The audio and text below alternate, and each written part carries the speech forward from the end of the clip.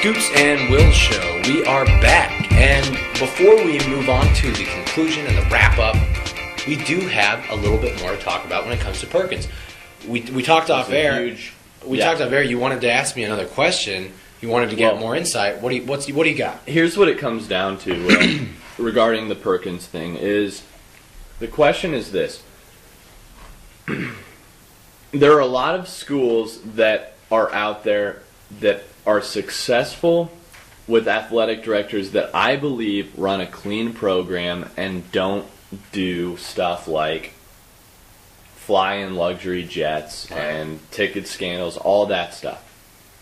Are you willing to lower your standards? I don't want to throw the word morally in there because it's got a bad connotation, but morally for your athletic department. Absolutely. And I think that sounds weird when I first answer it. Yes, I am. And the reason is because I disagree with your belief in that there are places that are cleanly run. And the reason I say that because I just feel like it's gotten to a point with college sports, with the NCAA, with how crooked everything is, it is a guilty until proven innocent type of system where if I don't know, if there's a department like we mentioned, Florida, that we think is clean, it's just because they haven't been found out yet. So I always just assume everyone's cheating, everyone's doing something that they shouldn't be doing. And as far as it goes with my KU basketball, my KU football, and my Nebraska football, as long as there's no trophies or wins taken away, I really don't care. Just win. Just win, baby. Just win, baby. Okay, that's how I feel. Here's my rebuttal there, is that you don't believe that there are programs out there that attain success while playing by the rules. No. And I can't assume it. I can't. And flashing back to last segment, I brought up the point of Lane Kiffin sending beautiful women to high school recruits games. And yeah, it's shady and dirtier than most. Dirty. But you realize exactly. We found that out, that Lane Kiffin was sending beautiful women to high school recruits games on ESPN, on SportsCenter. The biggest media episode, the biggest spotlight of all of sports is SportsCenter. Yeah. Without a doubt.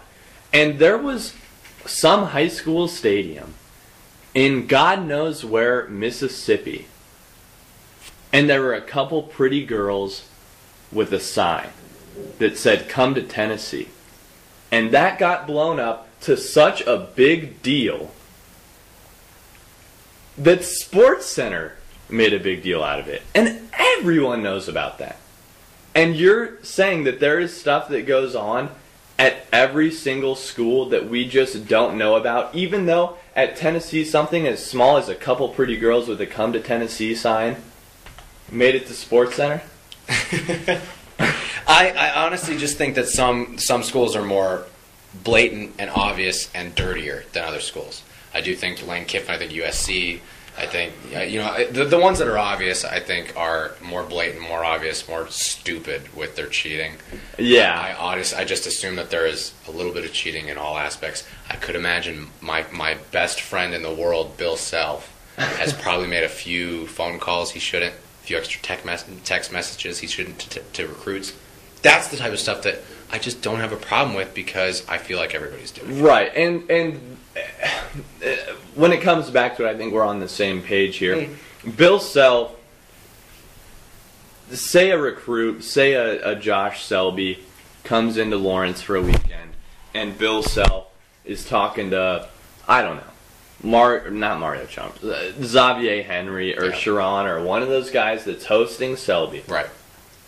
Anywhere out there, there's the thought in any coach's head, take the guy where the ladies are, take him out where the fun is. So Bill Self is telling Josh Selby's host, take the guy to the Hawk and not, take the guy to the Hawk where the beautiful sorority girls are and not the replay lounge where the overweight hippie women are. That logic is everywhere.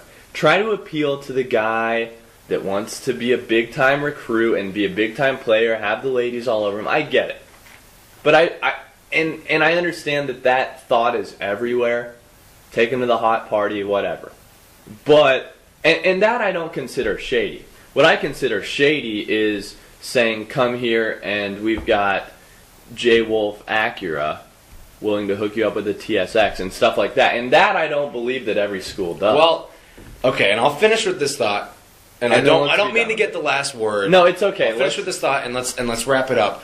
But I'll finish with the fact that I have a story that I experienced myself as a freshman that was never uncovered, never was on SportsCenter.